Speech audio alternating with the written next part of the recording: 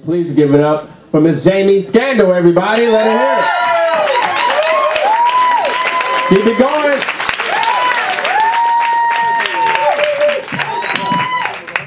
Oh God. All right, I'm here, but I'm not well because I didn't sleep very well last night. It's called nightmares, and I had one. But you know, it started out really good. Like, I was on the back of this motorcycle, and I was riding behind Norman Reedus from The Walking Dead, and we were just tooling up this dirt road, you know, like, and I'm like, yeah, we're going to get diners, drive-ins, and dives or something in Atlanta. This is hot. Sexy, yeah. And then all of a sudden, the dream changes gears, right? And I'm like on a motorboat with like Bill Murray. And he's like dressed like, you know, Steve Zissou, Life Aquatic, with his little blue outfit on and his red hat. And then I'm like, I can't be sure, maybe he was motorboating me. Either way, it was sexy.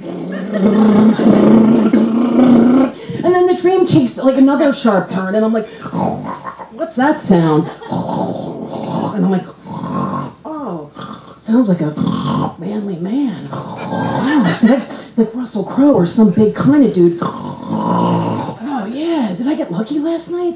Here, oh, come a little closer. And I fall out of bed and wake up, and I realize I'm totally alone. And that now I've achieved a new low of being able to wake myself up with my own manly snoring. So, I'm winning. Then I pop out of that nightmare and into the nightmare that is my life. And it's my cluttered piece of shit apartment that I hate. And all these clothes that don't fit me because I've somehow managed to eat myself from curvy to straight up round. And I'm like, what? So, there is a shirt that fits me though, perfectly. And I grabbed it from Target the other day, and it was just black. I'm like, cool cleavage, got some coverage for the rolls. This is great, great expectations, nice. I'll get my Charles Dickens on, and I take it home, and I'm putting it on, and I'm like, what the deeply confounded by the strategics of this garment. I can't get my bra in there. There's like a tube top thing happening. There's like a flap, and I'm like, oh, holy shit. The great expectation is the baby that you don't have. And the shirt that fits you perfectly is a maternity shirt. So, again, winning. I thought for sure it was going to be better, my life in New York. I came here to be like a rock star, a movie star, at the very least an international ukulele superstar. And none of these things happened because I had no plan. So, I accidentally became a dog walker for like 10 years, you know. Get yanked this way by beasts of all sizes. I'm like the naked chick in the beginning of Jaws. Come on in the water! Just drowning, but in real life, you know, I've learned one thing, that picking up the poop of other people's pets in public will not get you on Entertainment Tonight.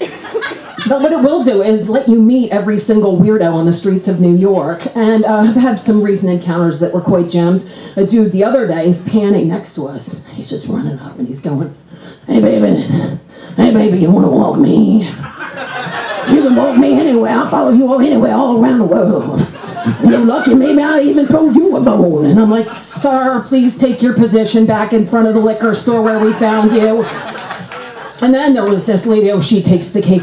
She's like thin, bubbly-eyed Korean lady with her lips licking, and she's coming towards me, and Ernie, the dog, who's like the Einstein of dogs, he's got the beard and the face and everything, and she's coming towards us, and she's like, oh, and I'm like, and she's licking her lips, and I'm like, is she gonna try to eat him? And I'm like, and she goes, she starts looking from me to the dog, and she's like, oh, he no dog, he human. And I'm like, shit, scary. Come on, Ernie, let's get out of here.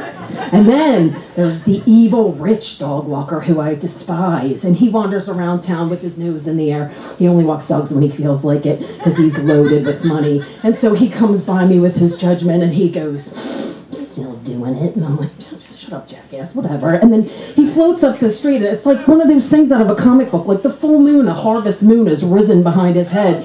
And he's like a graphic novel, this like, you know, black silhouette of a dude, and he's suddenly yelling at me like the end of Ridley Scott's Blade Runner. And he's, you know, the guy yells at Harrison Ford, it's too bad she won't live! And I'm like, and in front of all these New Yorkers, he shouts at me, "Just don't let him drag your coffin." And I'm like, "Well, thanks, asshole." And then I start thinking about coffins and my life, and I'm like, "Geez, you know, it's really pretty bad. It wasn't supposed to be like this. What would make it better?" And then I think, I know what it would be. It would be a zombie apocalypse. Because a zombie apocalypse would solve all my problems. I mean, the dead-end job, poof, gone, everybody runs away. Credit card debt, poof, goodbye, society collapsed. You don't owe anybody anything.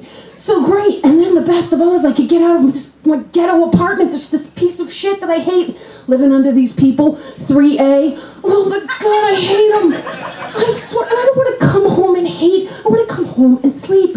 But because I can't sleep, I hate. I mean, I don't know what they're doing up there. They're like some evil monsters or something. The kid is like 300 pounds with his concrete boots, stomping, the little unbrushed dog barking, the slutty little daughter. I see her on the street and she's like, "We hear you yelling through the floorboards. We don't give a shit."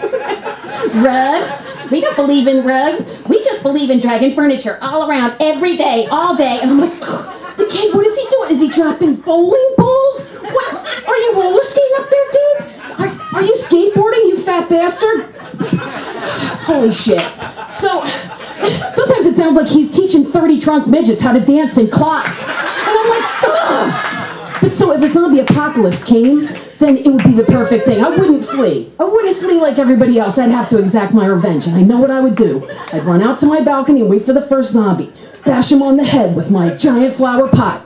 I'd run down there. The Walking Dead taught me if I smear the blood all over me, then I'm invisible to all the zombies, which I need because I'm going to be leading them into my building, opening that door and say, "Here's all the way, the buffet, it's 3A. And they'll be all like, "Ooh." And I'm like, "Come on in." "Ooh. That's right upstairs." "Ooh. Eat the fat kid first." That's my time. Thanks, guys.